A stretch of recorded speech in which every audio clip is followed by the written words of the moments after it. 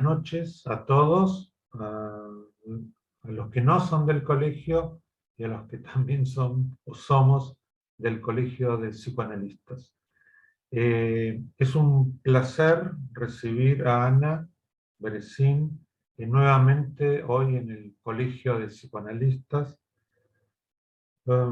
Ana es psicoanalista de amplia trayectoria y también de muchas batallas. Su práctica, siempre en sintonía con su ética, es un ejemplo de coherencia y compromiso en el vasto campo de la clínica a lo largo de sus muchos años de recorrido. Voy a comentar algunos puntos que Ana, con los que Ana quiso presentarse. Es egresada de la Facultad de Filosofía y Letras, no importa de qué año, docente 50 años. y su... ¿Cómo? Hace 50 años casi. Hace 50 años, bien, lo podés decir. Docente y supervisora en diferentes hospitales y centros de salud mental públicos. Fue directora del programa de asistencia humanitaria a los refugiados colombianos en América Latina. Entiendo que este era un programa de ACNUR. Por ahí vos después vas a aclarar todo esto. Desde 2010 es asesora del Centro de Asistencia a Víctimas de Violaciones de los Derechos Humanos, Dr. Fernando Ulloa, dentro del marco de la Secretaría de Derechos Humanos de la Nación. Lo fui hasta el 2015. Ah. Por razones obvias. Está bien. Ana también es autora de los libros Relatos de la Clínica Psicoanalítica, del libro Sobre la crueldad y la oscuridad en los ojos,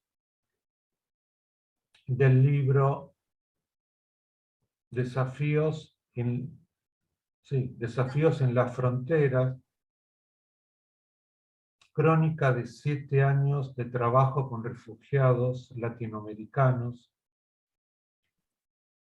Fue coordinadora del libro 13 variaciones de la clínica psicoanalítica. También fue coordinadora de nuevas variaciones de la clínica psicoanalítica, coautora de diversas publicaciones, entre otras, Clínica psicoanalítica ante las catástrofes sociales. Bien. Del libro, ¿no? Del libro. Del libro, claro. Clínica, estábamos hablando del libro. ¿No? Y no me acuerdo ¿Cómo? más. Bueno, entonces Ana, tenés la palabra. Bueno, yo les voy a pedir mucha paciencia porque aparte quería tener que leer. Van a entender por qué lo leo cuando lo lea, porque son temas que estoy incorporando y elaborando personalmente desde hace un tiempo, pero que todavía necesitan retrabajarlos, con lo cual hay párrafos que voy a tener que leer.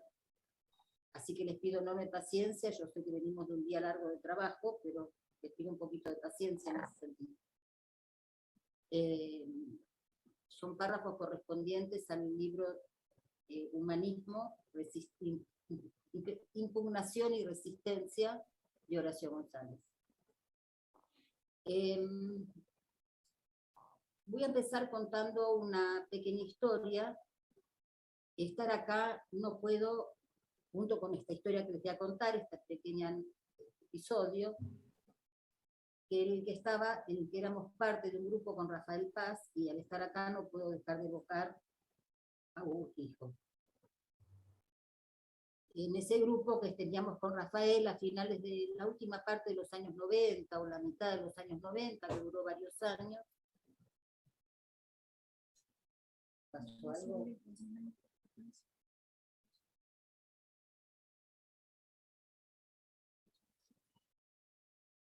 Ah. ¿Sonido dónde está? ¿No será acá que habrá que abrirlo más?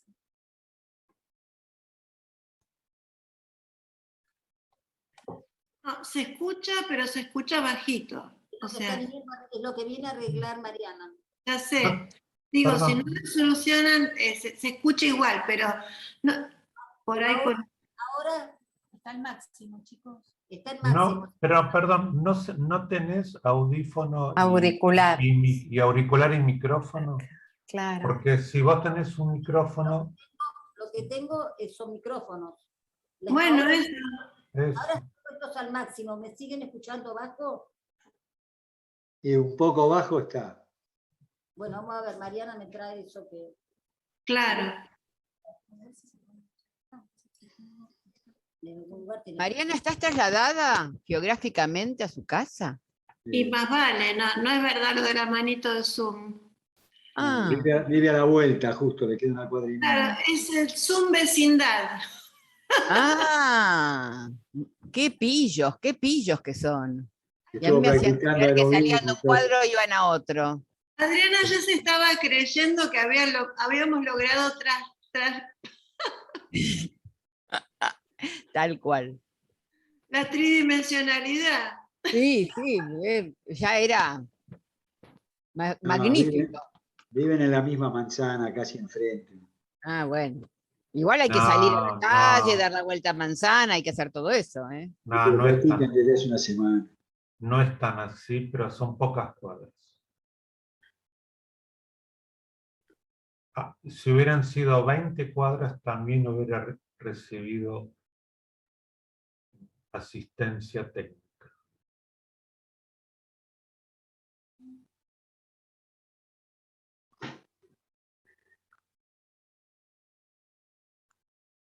Bueno, y Ana tiene mutado el micrófono, ¿eh?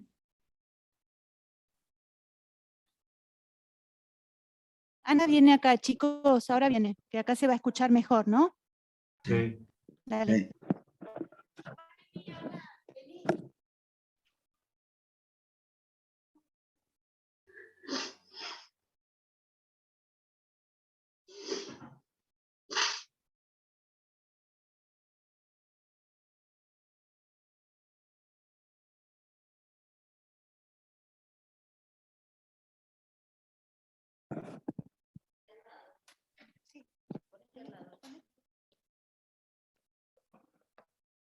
Sí, pero no se escuchaba bien, Se se escucha escucha muy mal, Silvia. bajito. Lo escuchaban muy bajito y estaba al máximo volumen.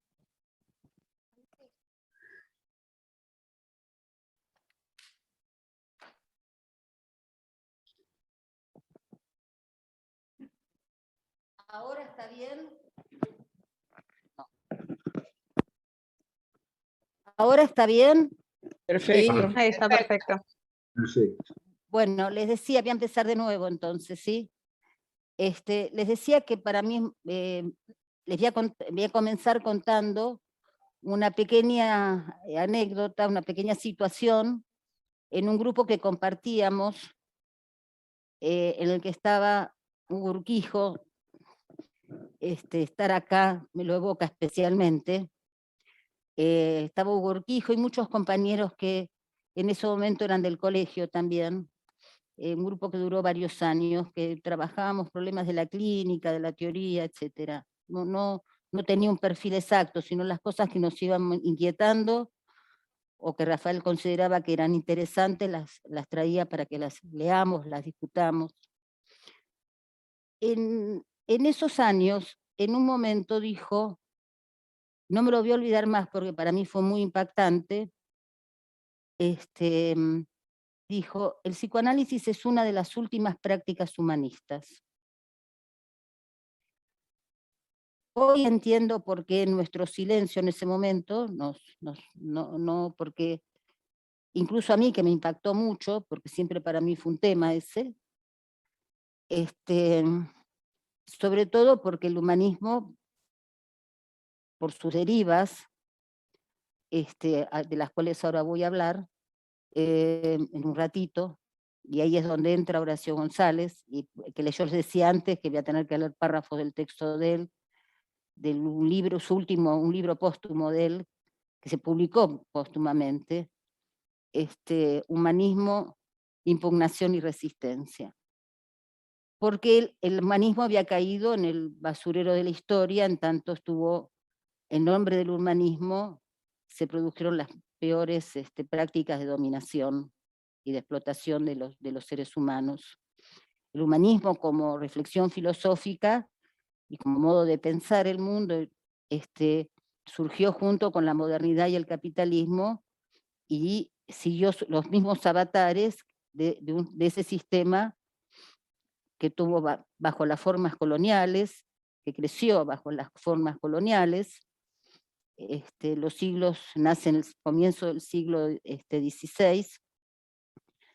Los siglos XVI y XVII fueron los siglos donde la acumulación del capital se logró gracias a la renovación de las prácticas del esclavismo, y fue el siglo de las casas de brujas. Se cree que a lo largo del siglo fueron quemadas vivas unas 100.000 mujeres, o más, no se tiene un cálculo exacto, pero por lo menos se cree que 100.000. Es decir, el humanismo quedó adosado, o en nombre de él se han cometido enormes crímenes. Con lo cual, aquellos aspectos más valiosos y enriquecedores quedaron desolados, son rescatados a posteriori, de alguna manera en el debate Sartre-Heidegger, existencialismo y humanismo en Sartre, pero ya había voces que, e incluso en las filosofías antihumanistas, hay un debate interesante, ¿no? Aquello a lo que se oponen, que permite rescatarlo aún de su propia reflexión antihumanista. Algún día, es cuando me lo vuelvo a cruzar a Rafael, le voy a preguntar, le voy a recordar esta situación. Entonces, contada esta anécdota, les cuento porque volvemos a vivir, o seguimos viviendo, en tiempos de enorme oscuridad. Estamos en final de ciclo del capitalismo, en una crisis que quizás sea terminal, que puede durar 1 año o 50, no sabemos, que la pandemia ha desnudado en su cruda verdad todos aquellos aspectos que podíamos olvidar o negar o banalizar sin darnos cuenta. Y como decía Gramsci, entre aquello que no termina de morir y aquello que no termina de nacer, aparecen los monstruos. Y estamos en esa situación. Y el monstruo del neoliberalismo y las formas ideológicas del fascismo, renovado, ¿no? con las modalidades actuales, me convocan, y lo convocaron Horacio González, con el que yo estaba trabajando en un grupo hacía ya un tiempo, en el tema del humanismo. Él mismo me ayudó a apelar a él, y ahora les voy a contar por qué, contándonos que estaba escribiendo un libro sobre el humanismo. Con lo cual me abrió a mí, como que me habilitó aquello que había sido tirado con razón,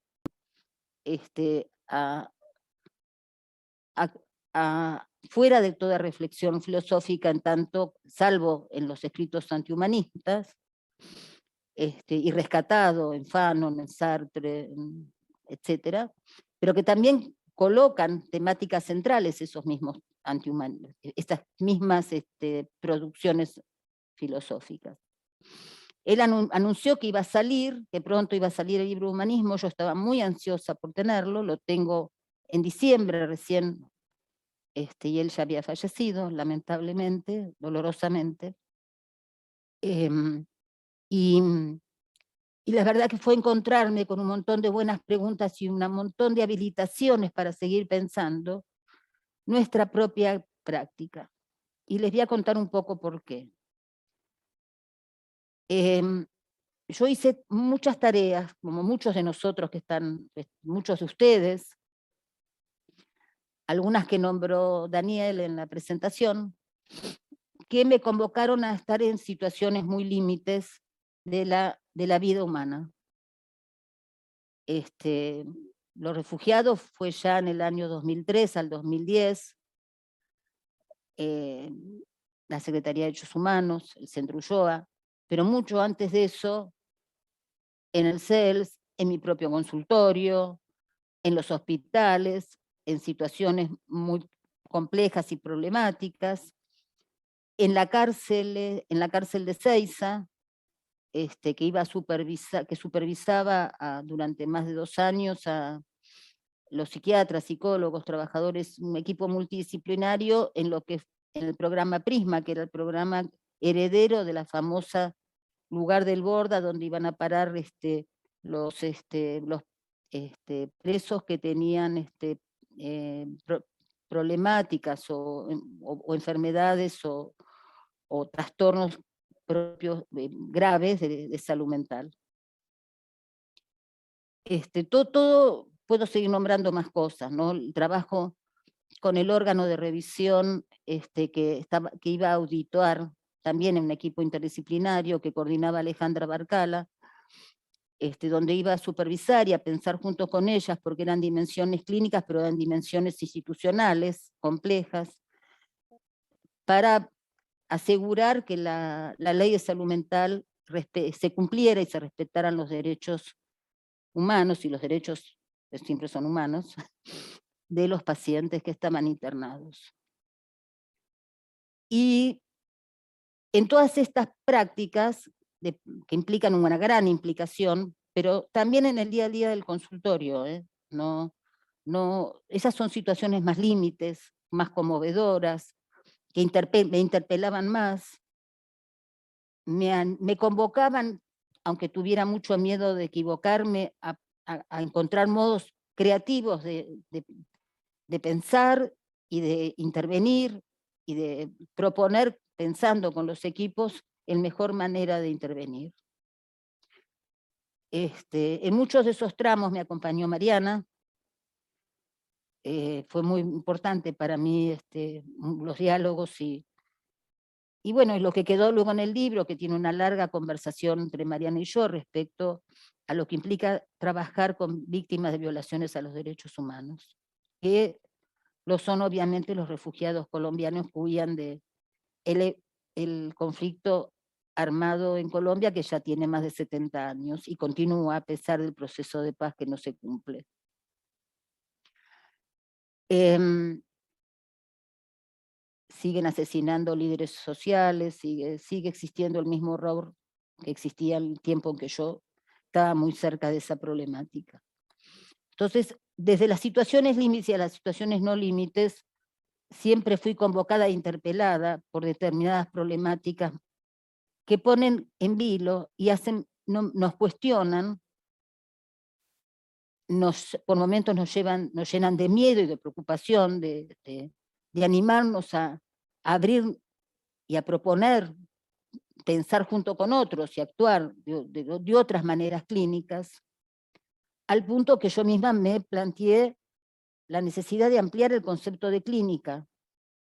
Yo notaba en esos diversos recorridos, y aún antes del año 2000, y en momentos muy límites de la vida en la Argentina, y durante la dictadura, donde también atendía de manera en la calle, a veces en una plaza, en muchas ocasiones pacientes en situaciones o que habían sido liberados de sus secuestros y sus secuestros forzados y sus desapariciones, y que los habían soltado, y otros pacientes que estaban muy comprometidos o que tenían que definir sus exilios.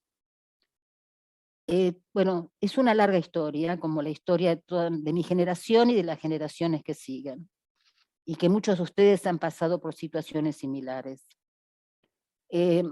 Todo eso me ha interpelado y me ha hecho repensar incluso que la clínica, como es definida clásicamente, es mucho más amplia, porque en todos esos recorridos, les decía, yo he constatado que como nosotros entendemos la clínica, el encuadre, el método, etc., es mucho más amplia. Últimamente que estuve trabajando con los equipos de cuidar a los que cuidan en los hospitales de La Matanza, en talleres de reflexión sobre la tarea que hacen, yo vi los efectos de determinados modos de transmitir y poder pensar con otros, que tuvieron efectos realmente reparatorios y realmente, entre comillas, curadores, que ayudaron a que el sufrimiento evitable sea trabajado por todas esas personas que asistí. En algunos lugares hasta tengo anécdotas de por mil, de miles, de cientos, y en un pasaje de capacitar y después trabajar acompañando a los diversos equipos en diversas ciudades, digamos, y ver qué iba pasando con las personas que recibían nuestra asistencia llamada en ese momento psicosocial y humanitaria, porque estábamos a cargo también de la asistencia humanitaria en términos clásicos de lo que ACNUR llama humanitario, que tiene que ver con la provisión necesaria y oportuna de recursos materiales para sobrevivir, de vivienda, alimentación, remedios, etcétera, ¿no? Por un tiempo hasta que logran mínimas integraciones que les permiten sostenerse por sí mismos. Pero el trabajo de asistencia psicosocial seguía mucho más tiempo, obviamente, que el tiempo de... Bueno, habría que inventar dispositivos, había que inventar formas clínicas de abordaje, no clásicas, para darles algún ejemplo nada más. E incluso aquellos que eran atendidos con asistencia psicoterapéutica, también el modo de atención tenía sus modos propios y propios de la cultura en la que se desplegaban. Y también para eso habría que abrir la cabeza, y también eso despertaba interrogantes que en situaciones no límites son muy valiosos, porque estamos atravesados todos, incluidos los analistas, por tiempos de oscuridad, de profunda oscuridad. En donde y ahí paso a contarles algo entonces, antes de pasar a leerle algunas cosas que me ayudaron a pensar de Horacio.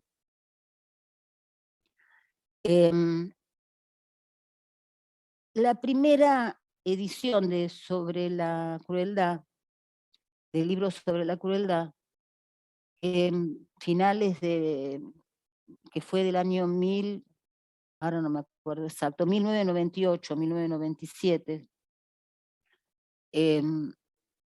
salió la edición, pero lo había empezado a escribir mucho antes, y el primer trabajo fue presentado en un congreso de niñez que tenía como título una frase de Nietzsche que dice: quien mira fijo el abismo encuentra que el abismo también está dentro suyo. Y estamos en tiempos abismales, de alto riesgo, de peligro, y de profundas desigualdades y injusticias. Estamos en términos de desigualdad y de injusticia de finales del siglo XIX. Numérica, ¿no? En el sentido numérico, porcentajes numéricos. En esta crisis civilizatoria, en última instancia, aunque es una palabra que yo sospecho de ella, pero para todos me entienden a qué me refiero, es profunda, porque está el humano en crisis. Entonces les decía que entre ese primer libro y a la segunda edición, que reescribí una parte del libro y agregué otras, agregué un término, intenté definir qué es la subjetividad. Está la definición de subjetividad que ahora las voy a compartir con ustedes para poder ampliar este tema. Y escuchando a Horacio primero y después leyendo, en realidad estamos utilizando ese término tomado prestado de la filosofía. Para la filosofía, subjetividad es un estado de conciencia, equivalente a la conciencia, digamos, humana. En realidad, estamos hablando de la condición humana. Lo que me di cuenta después, ahora, fue publicado esa segunda edición ampliada, fue publicado en el 2010, 2012, no me acuerdo bien la fecha, donde digo, bueno, este término que utilizamos, que lo tomamos de la filosofía, bueno, ¿cómo lo escribimos en nuestros términos, ¿no? Abarcados por el propio psicoanálisis y su práctica, su praxis. Y descubrí que en realidad es una definición acerca de la condición humana, lo que trataba de definir. Porque si algo llevo estos 5 o 6 siglos de modernidad y de desarrollo del capitalismo que culmina en este estadio en el que estamos, con tanto daño y tanta destrucción aceleradísima en los últimos 50 años, aunque hubo terribles, ¿no? Primera, Segunda Guerra, Vietnam, etc., formas de esclavismo y colonialismo subsistieron hasta mitad del siglo XX, vuelve a ser esto un tema de urgencia, pero además porque creo que es una urgencia de final de ciclo. Quizás me equivoque, pero creo que claramente no han encontrado una salida a esta crisis del capitalismo. Y la salida neoliberal está rompiendo todo, está rompiendo el planeta, está rompiendo la posibilidad alimentaria, está rompiendo la vida de manera masiva, de manera genocida. Entonces me parece que, no sé cuánto va a durar este periodo, pero estamos habitados en este tiempo, y estamos habitados cada uno de nosotros mismos en nuestra propia praxis. Voy a tomar algunos rasgos de esos efectos sobre nosotros, que es muy importante revisar, porque si no, no vamos a poder seguir escuchando de la manera en que necesitamos para los tiempos abismales que vivimos, una escucha mucho más amplia. Si bien somos muchos los que sabemos que nuestra práctica, dentro de su misma, desde el primer día que Freud escribió la primera línea, siempre fue interdisciplinaria. Freud se alimenta de la literatura, de la filosofía, de la historia, de su presente, y eso está entramado en todos sus desarrollos, por supuesto de la biología también. Ese entramado hoy se vuelve más urgente, digamos, ese entramado donde tenemos que poder incorporar una cantidad de saberes y de interrogantes que otros campos de conocimiento vienen desarrollando con las mismas urgencias y las mismas preocupaciones que tenemos nosotros, para ayudarnos a pensar con más claridad y con más capacidad de tener una praxis más acorde a nuestros objetivos y a nuestra ética. Les decía todo esto porque dos cosas quiero aclarar antes. La primera es que para mí escuchar es un acto profundamente activo. No es sin memoria y sin deseo, como decía Bion, en su forma más extrema, ni es un muerto, ni es un rostro, es una actividad profundamente activa, silenciosa por momentos, porque estamos tratando de pensar antes de hablar, o porque necesitamos darle al tiempo al otro para trabajar lo que escucha el otro, nuestros pacientes. Es profundamente activa. Y en ese sentido me ayuda mucho la sabiduría de las lenguas. Así como el español tiene las lenguas latinas tienen la sabiduría de que hay una palabra para ser y otra para estar, y eso enriquece muchísimo el campo de posibilidad de pensamiento y de expresividad. La palabra escuchar en francés se dice entendre, y entendre también quiere decir entender. Y entender es un trabajo arduo. Es un trabajo en serio. No es pasivo, no es que es una asociación libre la nuestra, que navega en una especie de suspenso pasivo, sino que estamos activamente trabajando en esa escucha, en esa necesidad de poder entender. Y me parece que es muy sabio que entendre sea escuchar y sea entender, porque se trata de eso. Con el otro, no se piensa nunca a solas, aunque estemos a solas. Hay otros que nos habitan y habitan nuestro pensamiento. Es un acto profundamente colectivo. Hago una aclaración de paso. Yo defino el pensamiento diferenciado del razonamiento. Razonamos cuando hacemos matemática, cuando resolvemos cuestiones propias del sentido común, nuestras cotidianeidades. En muchas ocasiones razonamos. Pensar es la puesta en relación de afecto, idea y experiencia en relación a los otros y otras, y al eso otro que es la cultura, el orden simbólico y material en el cual estamos. Pero también es un trabajo de pensamiento acerca de nuestro propio pensamiento. Eso es definido así por Adorno, cuando trata de definir qué es el pensamiento crítico. Es el pensamiento que se pone en vilo a sí mismo.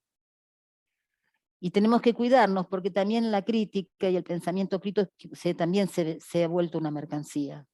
No solo hemos sido objeto de profundas alienaciones y de subjetivaciones por acción de los intereses dominantes y por cultura propia y el orden simbólico que establece en sus peores versiones el actual neoliberalismo, agravando lo que ya viene de hacer desde lejos.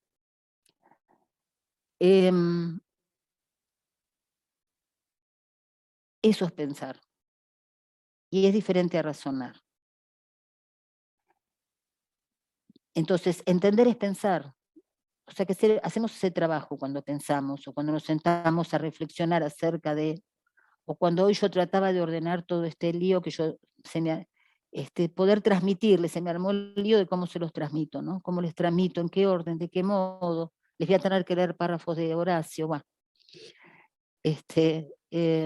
Todo eso lo pensaba en el encuentro con ustedes, lo pensaba en el encuentro con todos los que conozco de ustedes, en la historia de los encuentros con ustedes. Obviamente resaltó la figura de Hugo, ¿no? Por su ausencia.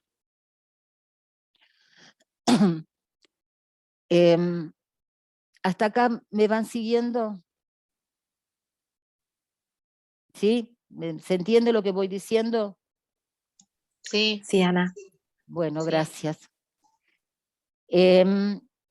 Entonces yo les quiero leer la definición de subjetividad, porque en todo caso es la definición de la condición humana que está viviendo procesos deshumanizantes muy brutales y procesos subjetivizantes con los cuales convivimos día a día, no solo en los espacios del terror de las cárceles, las guerras y las violaciones a los derechos humanos, en la cotidianeidad de todos nosotros, y nosotros estamos también atravesados por eso, y nuestro pensamiento, y nuestros desarrollos teóricos están atravesados por este tiempo.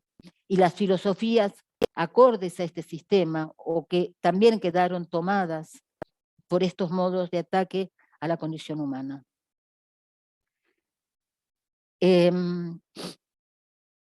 Entonces le quiero leer la definición de subjetividad que en el trabajo de lectura, porque es un trabajo de lectura, está escrito con toda claridad, ¿no? Como suele escribir los artículos periodísticos Horacio. De verdad, es un libro absolutamente claro, que tiene la complejidad y la profundidad por la cual uno tiene que sentarse con paciencia y pensando en las cosas que lee. Recorre toda la filosofía, todos los autores, porque él está intentando generar lo que él llamó un humanismo radical, un humanismo de emergencia, un humanismo crítico. A lo largo del libro lo llama de muchas maneras. Que rescate, rescate toda esa polémica, humanismo, antihumanismo, que rescate los aportes de toda esa polémica, pero que rescate también los mejores valores de lo que fue el humanismo, que nació junto previo al comienzo del capitalismo, en los momentos previos, en la época del Renacimiento. Montaigne sería un humanista, por ejemplo, y es una lectura valiosísima del humanismo, un aporte muy rico, muy valioso. Y otros, ¿no? Que no voy a empezar a nombrar acá, que son un montón, y que algunos ni conocía, que él los conocía, porque nunca entendí cómo hacía para leer tanto, acordarse de tanto. Bueno, a todos ustedes quizás quienes lo conocieron de cerca, les pasó lo mismo que a mí. Bueno, voy entonces a leer esta definición de subjetividad. Mantengamos el término, pero en realidad estamos hablando de la condición humana. En mi definición, habrá otras.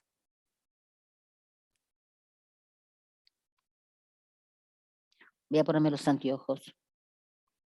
Dani, ¿cómo estamos de tiempo?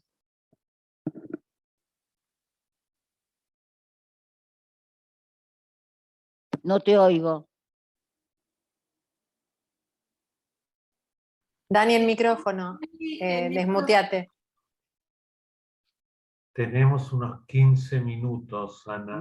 Bueno, bárbaro. Porque No, me yo no imagino quiero que va a haber- conversar.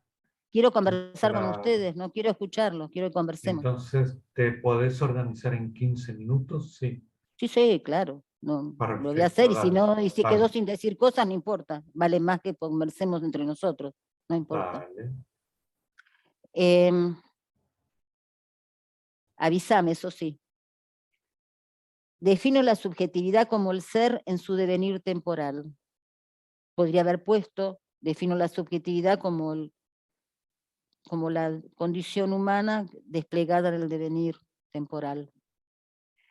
En un permanente estado de conflicto entre determinación y libertad. El sujeto construye y es construido por la realidad social, histórica y material. En su devenir se va redefiniendo en estado de permanente tensión conflictiva, en una realidad de la vida, las leyes, la cultura, el lenguaje, unas corrientes pulsionales, un cuerpo, una afectividad. Esta conflictividad se da siempre en relación al otro con mayúscula y a los otros, para que no me maten, dije otros. Conflictividad consciente e inconsciente, lo intrapsíquico habitado por el otro y los otros inaugurales y significativos que han anclado la pulsión al deseo, reconfigurando las relaciones micro y macrosociales, así como también sus prácticas. Estos lazos, estas prácticas transforman en la temporalidad tanto al propio sujeto como a sus prácticas. Describe un movimiento espiralado, abierto, complejo, tenso y contradictorio.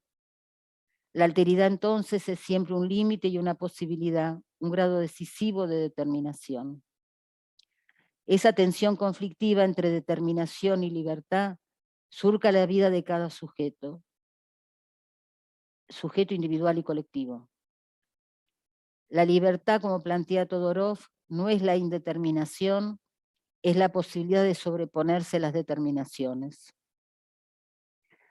Este atravesamiento estructurante de la subjetividad entre determinación y libertad abre la dimensión de la búsqueda de sentido cada vez que todo sujeto, tenga la lucidez que tenga, enfrenta la realidad de la vida, esta última entendida como realidad social, los otros. Acá hay un subrayado y una explicación acerca de la realidad, porque para mí, para muchos, la realidad es una cuarta instancia psíquica. Realidad social, los otros y el orden simbólico, la cultura en sus diversas producciones discursivas que regulan las relaciones de los hombres entre sí.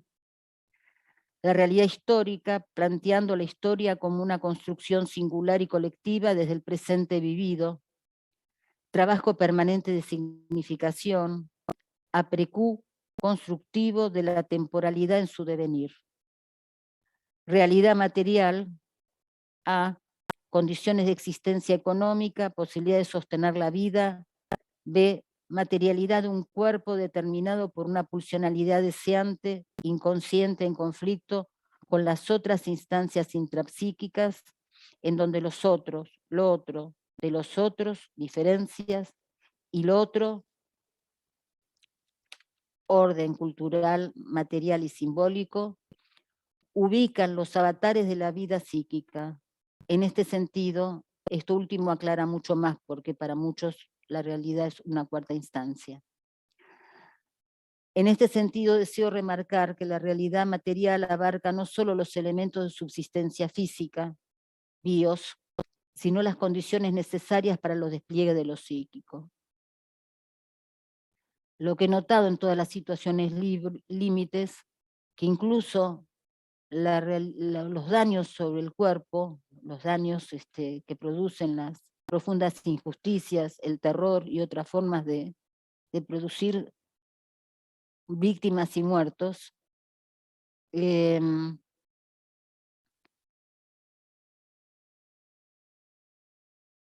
ataca primero y antes que nada la vida psíquica. Eso es un proceso de desubjetivación, de precarización, que ni siquiera, que deja sin herramientas para pelear por la vida material, para poder sostenerse con vida, o incluso para desear sostenerse con vida. Los famosos, Mariana, acordate que hablamos mucho de ellos, muertos vivos de los que hablaban los musulmanes, ¿no? Los muertos vivos de los que hablaba mi primo Levi en los campos de concentración nazis, que estaban vivos, deambulaban, pero no hacían nada para mantenerse con vida, eran como sombras. El ataque a la subjetividad ahí era total, absoluta. Nosotros tenemos dos formas de ataque profundos. Uno, todos los procesos, lo que vemos como formas de violencia desubjetivante de las cuales somos objeto, no pasivo, ojo, tenemos posibilidad de defendernos, no como los campos de concentración, y ataques a la potencia del pensamiento. Lo primero que se ataca es la posibilidad de pensar, no solo de razonar, de pensar. Y eso en nuestra tarea no es poco tema, porque nos pasa también a nosotros. Y hemos utilizado una cantidad de categorías teóricas, quizás no yo personalmente, voy a hablar un poco del campo del psicoanálisis, que son muchos los psicoanálisis, no es uno solo, pero que en el campo del psicoanálisis lo hemos existido. Uno, y ahí sí voy a leer un pequeño párrafo de Horacio discutiendo con Lévi-Strauss primero y con Lacan después, respecto de poner en cuestión el tema de la estructura. Tres cosas pone en cuestión en esta revitalización de este humanismo crítico, Ana, o radical. Ana, te Sí. interrumpo un segundo. Yo te diría que te organices para 3, 4 minutos Sí, y, digo esto, arranquemos sí, la digo esto conversación. sí, Porque dale, dale. Digo esto y cierro. Uno es el tema de la estructura, ¿no? Tal síntoma, tal problemática, efecto de estructura. El segundo que él discute profundamente, y no me va a dar tiempo de leer, evidentemente por lo que me acaba de decir Daniel, es que lo discute primero y antes que nada con Lévi-Strauss, es el concepto de estructura y todos los daños que ese concepto ha hecho, vaciando de sentido, deseo y vida al devenir humano, a la comprensión del devenir humano. Es como si hubiera una estructura previa, preparada y rígida para albergar aquellos acontecimientos o aquellas producciones humanas, pero en ese corsé. Eso no es ingenuo que alguien haya tomado tan al pie de la letra el tema de pensar el psiquismo estructurado de esa manera, como estructura, de una vez y para siempre, sin historia y sin alma, y sin producción, y denigrando de alguna manera todo lo que los hombres han construido. Cuando yo dije condición humana y no ser humano, es porque traté de hablar de una condición, porque lo humano es una historización permanente, es una experiencia de vida. Cuando Freud le preguntan, por favor, ¿puede definir qué es realidad psíquica? Y él dice, la realidad psíquica es una experiencia particular, es una experiencia, no es no es efecto de una estructura, no es una organización estructurada de una vez para siempre. El segundo elemento que Horacio desmonta, y lo desmonta también en debate filosófico, es el tema de la esencia, y el tema del origen mítico como regulando todas las formas de pensamiento, que son la mejor manera de deshistorizar y desmemorizar a los seres humanos. Y si algo somos los seres humanos es que somos nuestra propia historia, y la historia que estamos construyendo, la que nos construyó y la que nosotros seguimos construyendo, y la que otros vendrán a seguir construyendo. Por eso preferí hablar de condición humana y no de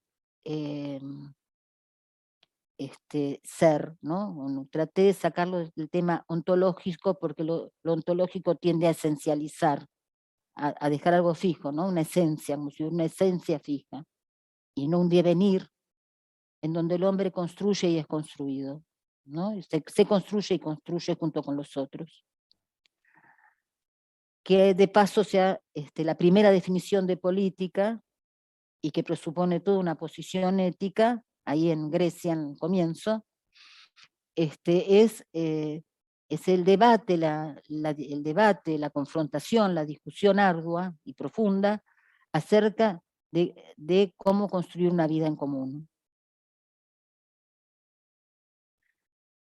La última aclaración que hago es que ni Horacio ni nadie desconoce, por eso es tan importante esos debates humanismo-antihumanismo, el horror de lo deshumanizante y lo inhumano que nos habita. Si nosotros no ponemos en vilo estas categorías, nuestra escucha va a entender cada vez menos, y nuestra posibilidad de intervenir de manera realmente terapéutica se va a empobrecer mucho.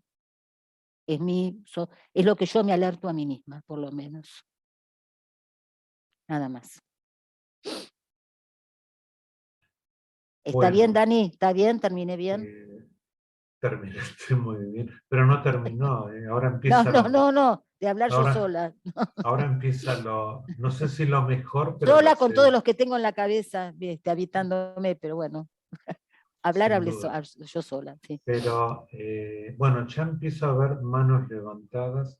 Voy a dar las pautas para el debate, vayan levantando las manos. Perdón, yo no quiero ser la única que contesta. Pero Ana, déjame seguir un poco, cállate la boca unos minutitos y escuchá a un par de personas y después vas a participar, ya que esto vos lo llamaste una conversación. Por eso quiero que todos los demás también contesten, que no sean solo dirigidas a mí. Pero bueno, basta.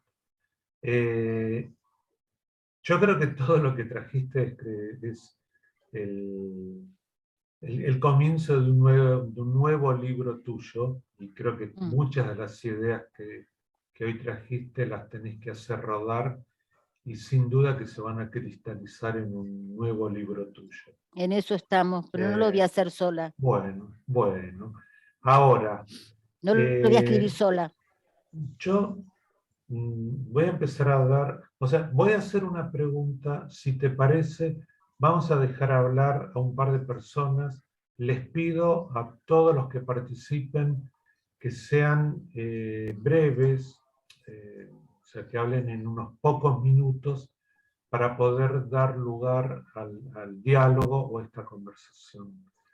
Yo tengo una pregunta, que no hace falta que la contestes ahora, pero ¿qué tiene esta época de distinta, ¿no? ¿Por qué está en riesgo la condición humana y a diferencia de otras épocas? ¿Qué tiene esta época de distinta a otras? Porque devastación humana, desde que existe el hombre, siempre la hubo. ¿Por qué hablamos tanto de que esta es una época como mucho más atroz? Ahora, voy dando paso Mariana Wikinski. Después Alberto. Adriana Lebovici, ¿vos querés hablar? Porque bueno, hay varios. Vamos, empezá, Mariana.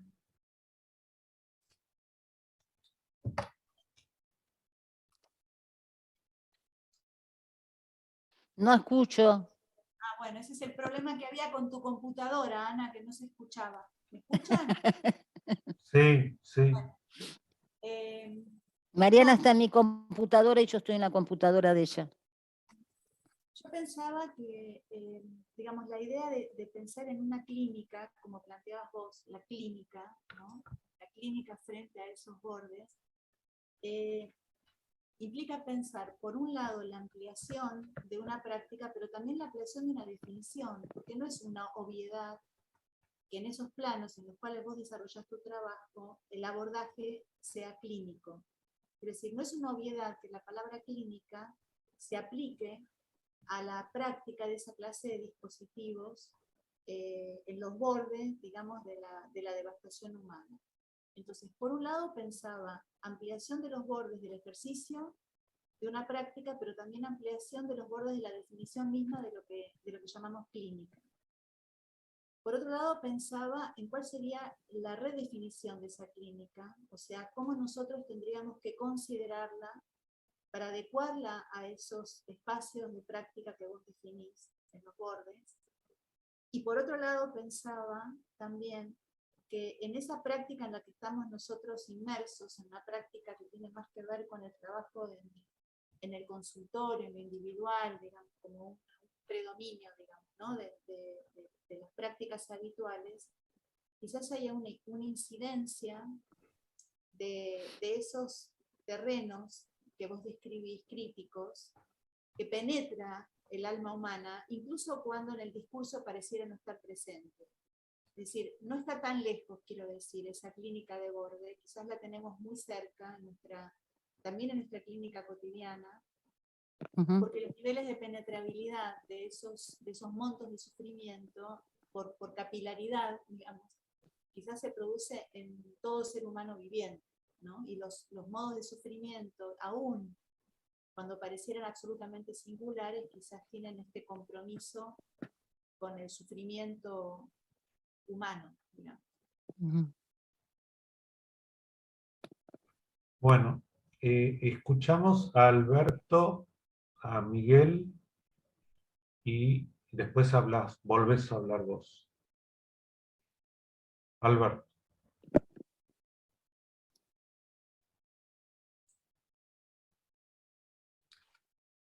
¿Se escucha? ¿Sí? Sí. ¿Qué tal, Ana, tanto tiempo? Hola, Alberto, vos estabas en ese grupo del que estaba hablando, ¿te acordás? Claro que me Qué acuerdo. jóvenes que éramos, qué jóvenes que éramos. No ha pasado tantísimo tiempo, apenas 20 años, una cosa así. De la cocina. Bueno, escuchándote esta excelente exposición, me venía a la cabeza una frase de un filósofo español que a mí me gusta mucho, que en un libro sobre estética frente al fenómeno estético se preguntaba o decía que la pregunta pertinente frente a una producción estética era ¿qué se levanta o qué se hunde de la condición humana de acuerdo a al efecto de esa producción? Esto que me vino de la memoria, lo trasladaría a tu exposición, porque se van delimitando unas cuantas posiciones tuyas, o una posición con muchas inflexiones, que definís bastante bien, claro, en contrapunto con otras posiciones posibles. Veo que no dejaste de fumar, no lo puedo creer. Bueno, está bien. Como decía Vargas Llosa cuando era escritor... Nadie es perfecto, nadie es no me perfecto. meto. No, nadie es perfecto. No, desde luego. Bueno, si dejara de fumar estaría ya muy cerca, ¿no?, de la perfección. No. Lo que Hay horroriza... hay más defectos, pero no te voy a contar ahora. No, desde luego. Yo conozco algunos, tuyos y míos tampoco los voy a poner acá, ¿no? Bueno, entonces, lo que tenía ganas de preguntarte después de tanto tiempo y de tantas discusiones que hemos tenido es, a esta altura de la vida, de acuerdo a las posiciones que vos definiste, y sin ir más lejos que Buenos Aires, AMBA, como le dicen ahora, etcétera, ¿cuáles serían aquellas posiciones dentro del movimiento psicoanalítico, contemporáneo, bien contemporáneo, en los que este contrapunto es necesario en relación a esta cuestión que vos tomaste de entrada y que para mí también es una fuente de preocupación, por supuesto, que es esta conquista del alma por parte del neoliberalismo? Entonces, existen prácticas que pueden, porque en última instancia, ya se ha dicho muchas veces, y muchas veces se ha dicho en este espacio, como decía Margaret Thatcher, el método es la economía, el objetivo es el alma humana. Si ella lo decía, que me parece un vocero autorizadísimo respecto de esta práctica político-económica, la respeto y la tomo como tal. Entonces, ¿vos ves que existan en el Buenos Aires de hoy prácticas que no ayuden a levantar, sino que más bien mantengan sumergido o que corran el riesgo sobre texto de una cantidad de consignas admirables, con las que podemos estar en términos genéricos de acuerdo, pero que en última instancia no permitan ese despliegue de esas potencias? Gracias. Miguel, perdón, yo no sé si dije antes, también pueden poner sus comentarios, expresar sus comentarios, preguntas por el chat, ¿sí? Quien no quiera hablar puede hacer preguntas a través del chat o comentarios. Miguel Toya. Hola Ana, la verdad que es un placer escucharte. ¿Qué tal, Miguel? ¿Cómo te va tanto tiempo? Bien, muy bien, y realmente la posibilidad de pensar, ¿no? La posibilidad de pensar como sintiendo algo de la potencia, el pensar. Pues yo creo que un pensar que no tiene potencia habría que pensar si es pensamiento, ¿no es cierto? Pero bueno. Me quedé con esto del humanismo, me di cuenta, me hiciste pensar, que a mí había algo que me chocaba del humanismo, y me di cuenta que lo que me chocaba era el individualismo. Claro. Es decir, que la vertiente humanista, que de alguna manera era reivindicada, era individualista. Y cuando hablaste de lo colectivo, ahí até cabos, cuando dijiste, bueno, la condición humana está en la subjetividad, ¿no es cierto? Está en la libertad para sobreponerse a las determinaciones. Y pensé, claro, a veces es necesario articular con lo colectivo para sobreponerse, porque si no, queda como una expresión absolutamente retórica, digamos, esa pretensión de libertad.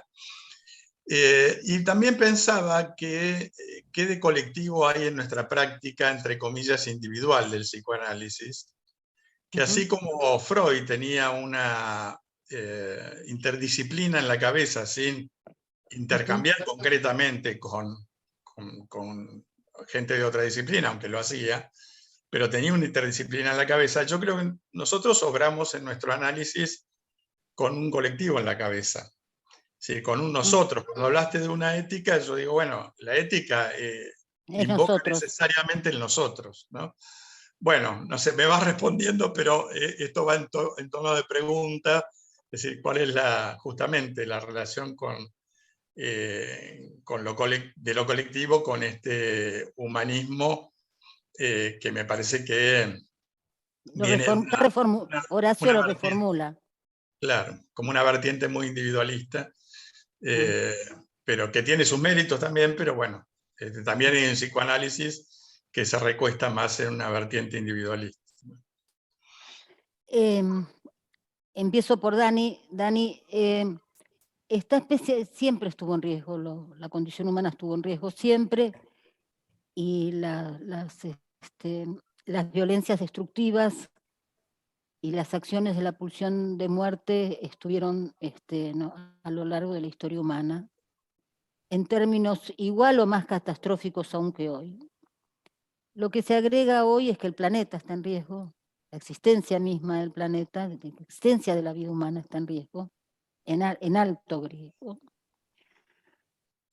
Y en lo que hace más a nosotros, que digamos donde nosotros podemos llegar a incidir en algo, un poquito aunque sea, en nuestros pequeños espacios, lo que está en riesgo es que hasta finales del siglo pasado había respuestas emancipatorias y formas de resistencia más o menos esperanzadoras. Teníamos algunas. Venía cayendo venían cayendo como piezas es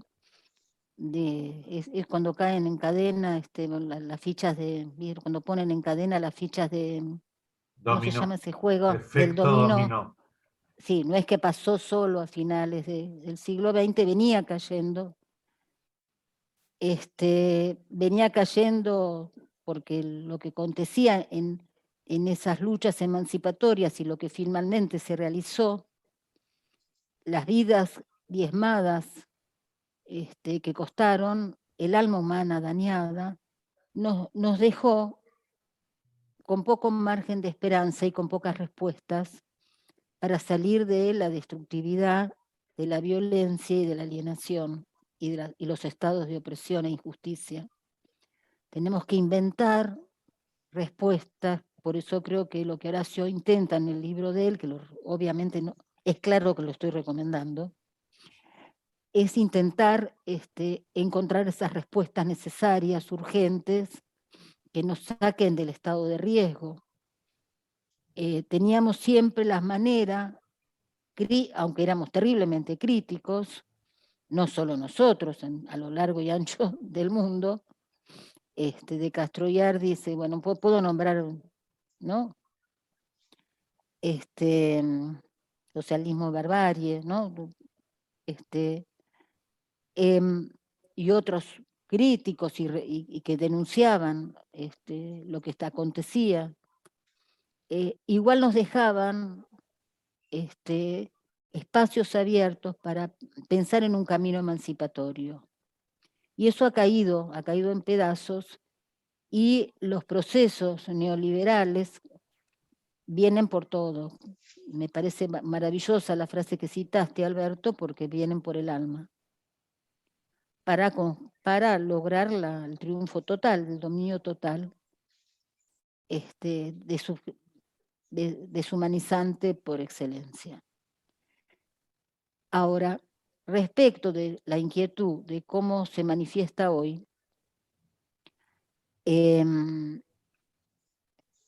algunas son muy claras porque las conocemos, porque A mí las que me preocupan es la que yo misma puedo estar cometiendo por no revisar las herramientas con las cuales escucho y con las cuales entiendo.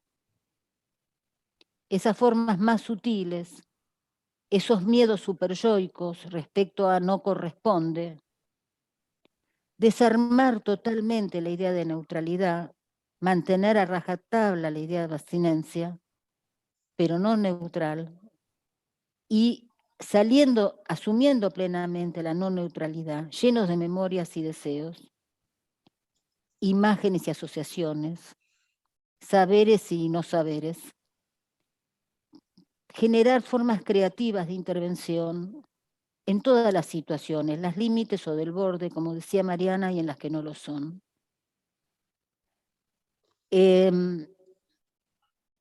Porque es más sutil, yo lo veo en las supervisiones, lo veo cuando reviso mi propia práctica, es más sutil, como un temor de asumir ese nosotros en la propia intervención, en la propia comprensión, inclusive en la propia comprensión de lo que le pasa al sujeto, a tener en cuenta. Es como si, le doy un ejemplo tonto, pero que lo hemos escuchado durante algún tiempo. Bueno, estos son los escritos sociales de Freud, ¿no? Como si lo social no estuviera dentro del campo histórico, social no estuviera dentro, como si la realidad, eso que Freud definió como una experiencia particular, la realidad psíquica, no estuviera habitándonos dentro de nosotros mismos y fuera parte de nuestras problemáticas.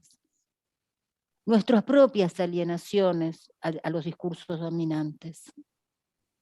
Es más sutil, por eso creo que hay que estar más atento, más cuidadoso, más pudiendo pensar con otros que nunca. Por eso cuando Dani me decía, vas a escribir el libro, sí, pero no sola. Porque necesito pensar con otros, no puedo ya a esta altura, a pesar de que uno siempre piensa con otros porque están dentro nuestro, son voces, experiencias compartidas que nos habitan. Les voy a dar un pequeño ejemplo.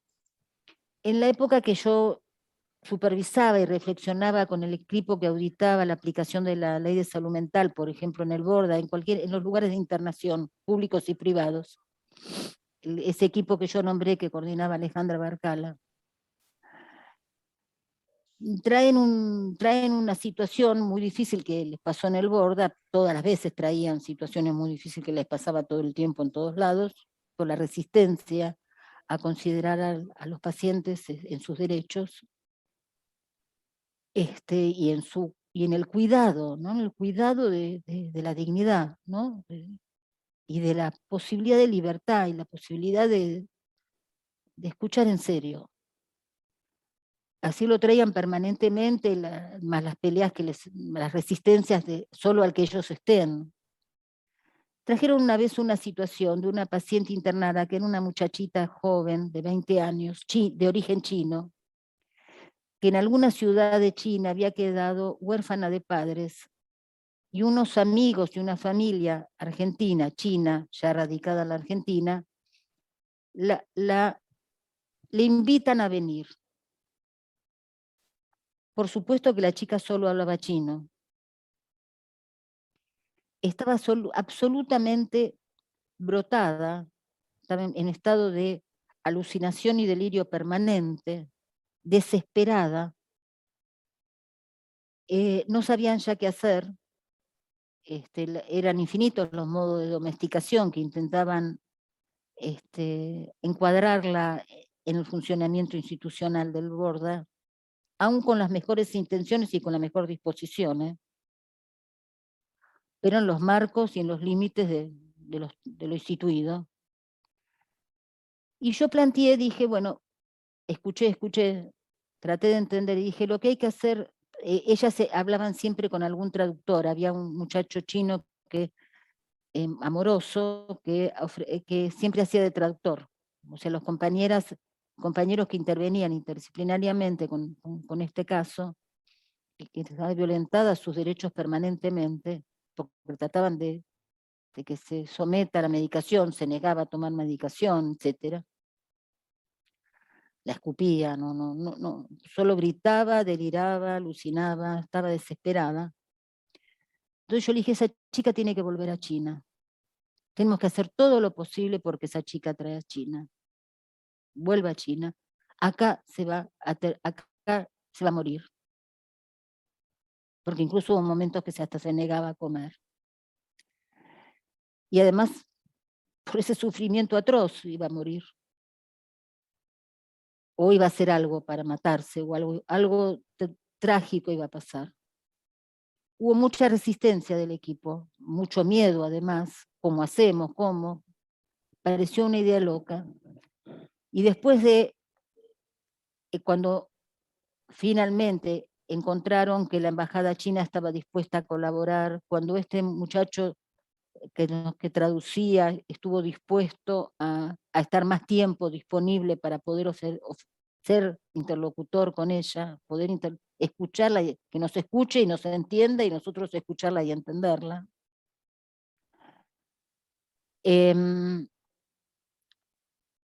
Todo el proceso duró un año, pero en ese año empezaron a trabajar con ella a partir de plantearles que van a hacer todo lo posible para que ella pueda regresar a China. Además hicieron contacto porque ella entonces les dio el contacto del lugar y la persona que podía recibirla en China, que no se iba a encontrar sola a la vuelta, como que había sido la idea de por qué la habían traído. Empezó a comer, dejó de alucinar, dejó de gritar, dejó de sufrir como sufría. Empezó a curarse. Ahora, todo esto la institución no cursó.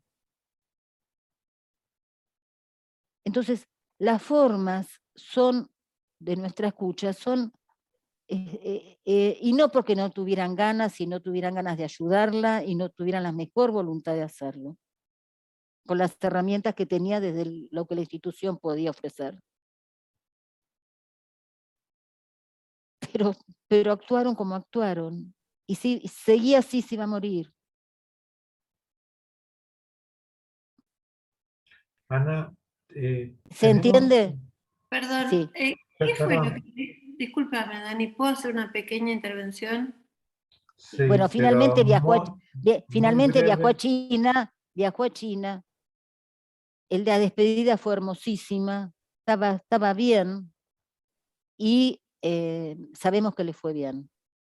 Sí. Ahora, Ana, yo te quiero preguntar, ¿qué fue lo que a vos no sé si vos sola o el equipo te hizo pensar que por ahí iba la cosa? Seguramente había un elemento particular. Nada, tratar de entender cuál era su historia, nada, no te puedo decir algo en especial. Quizás el recuerdo de Masud Khan, cuando hace que una paciente absolutamente dañada, con un brote psicótico, la hace venir a la Argentina, a un lugar donde está cerca de unos parientes en el campo, ¿se acuerdan? Tuve una evocación de él, pero Claro. te diría de lo que escuchaba, cuál elemento en sí particular, punto, no creo que es un modo de escuchar, es un modo de tenerla, no sé, Pero que de algo que yo venía muy acostumbrada. Quiero ordenar un poquitito, porque hace muchos minutos Oscar levantó las manos y ya no debe tener uñas. No se ve, no se ve la mano. Lo escuchamos a Oscar y en todo caso sigue el diálogo, porque me parece que es lo que corresponde. Ahí apareció Oscar. Sí, hola. Mis uñas están tranquilas, por cierto. Tengo más intranquilas las orejas, porque por momentos escucho y por momentos no.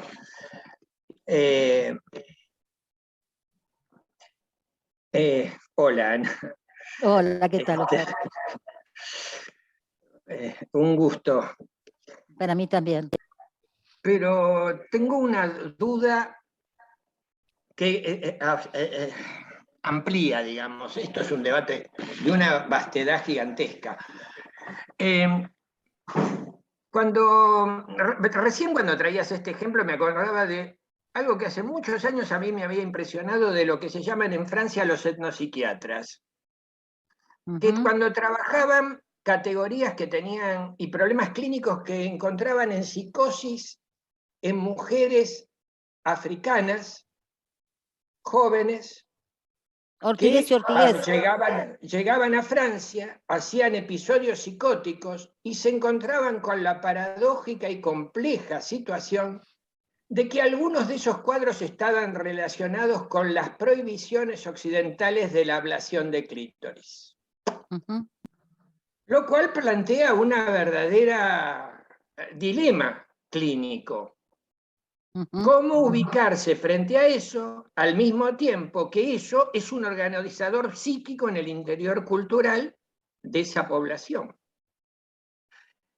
Y a mí me parece sumamente interesante planteando como dilema, porque para mí plantea dilemas, situaciones así, porque cuando vos dijiste escuchar es entender, yo le agregaría algo.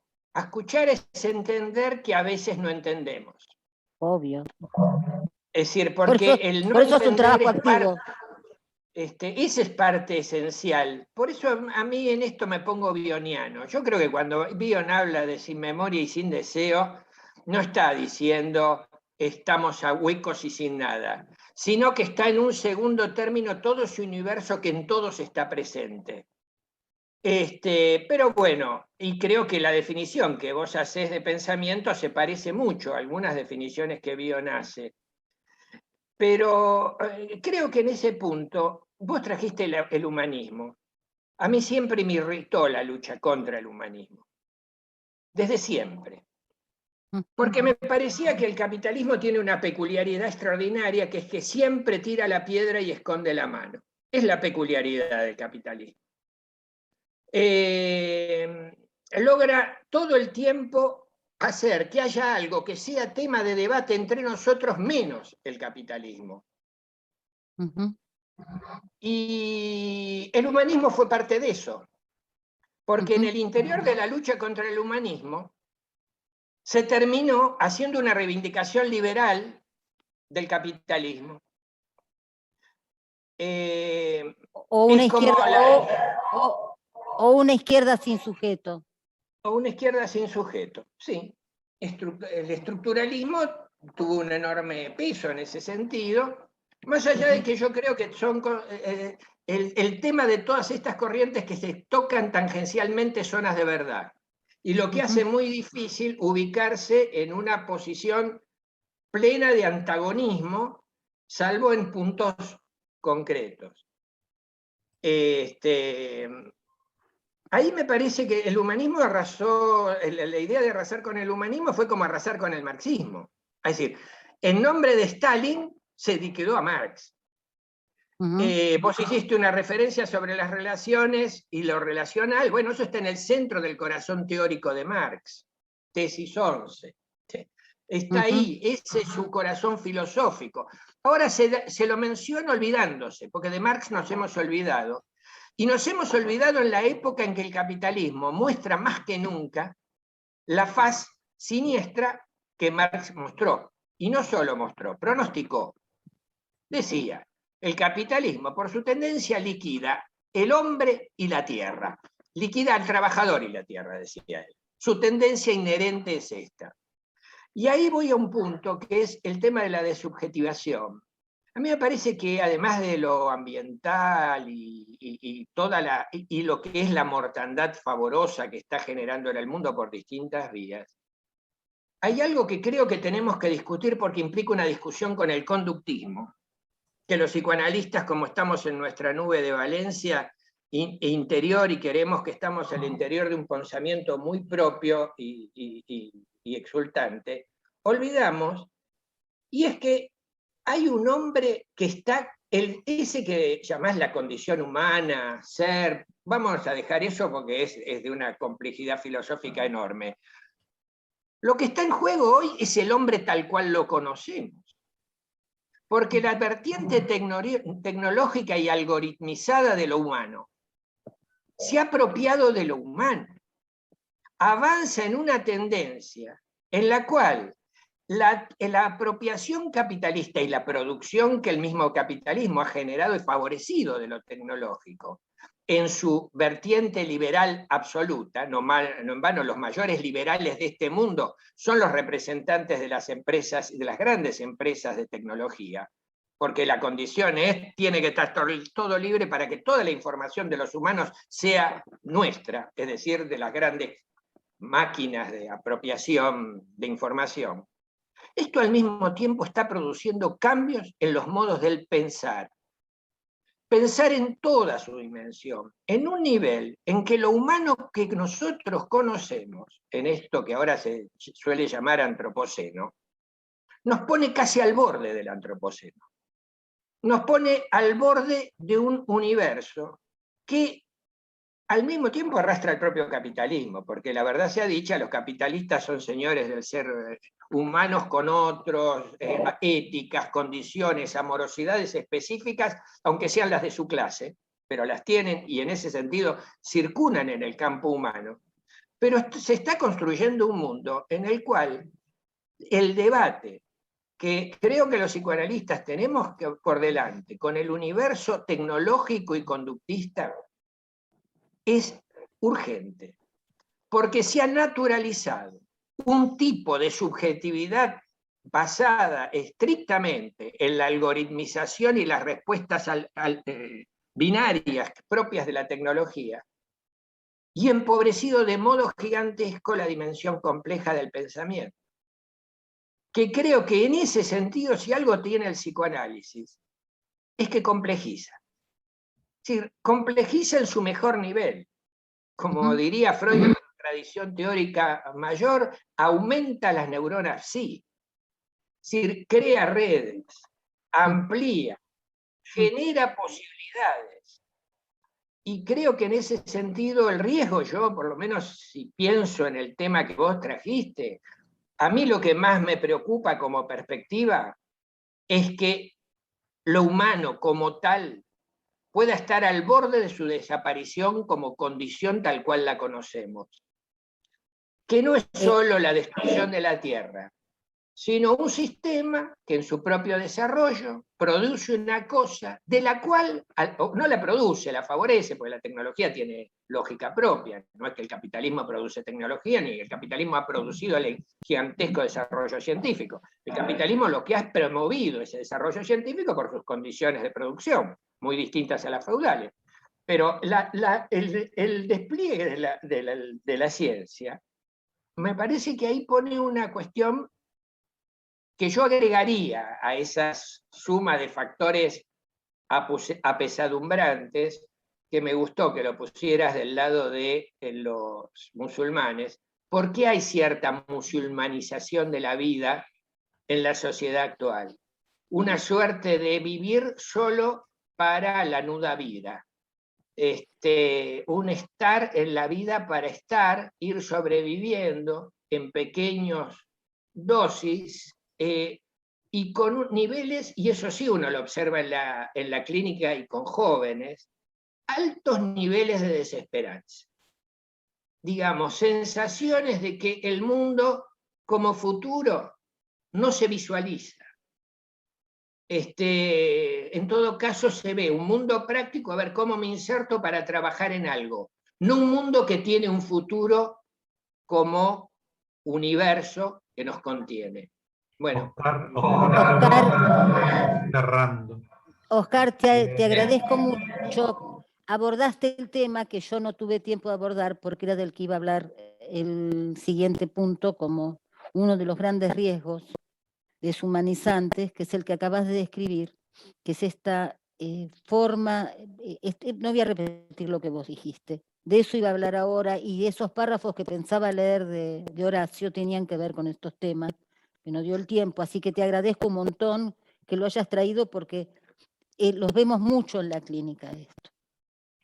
Ana, yo tenemos que ir cerrando, son casi las 10 de la noche, pero quiero darle lugar ante todo hay muchos elogios a tu ponencia, no las voy a leer ahora los elogios, pero sí quiero leer dos comentarios, uno de Cynthia Dafont, que dice: me quedo pensando con este debate en las herramientas de la escucha analítica y en las clínicas en situación con mayúsculas, aclara. Y otro de Alicia Leone, que dice: imaginarse de modo amplio en el lugar del paciente, perdiendo, creo que hace alusión a la paciente china, de origen chino, perdiendo toda referencia familiar, sin posibilidad de comunicarse. Nosotros decimos que algo es chino básico para referirnos a algo que no podemos comprender en absoluto. ¿Por qué no pensarlo desde el chino en Argentina? La caída de toda referencia identificatoria, muy pertinente la referencia al historial de Masud Khan, un analista que no pierde de vista las múltiples perspectivas al pensar el sufrimiento. Bueno, hay algún comentario más, pero... Gracias, Alicia, gracias los comentarios.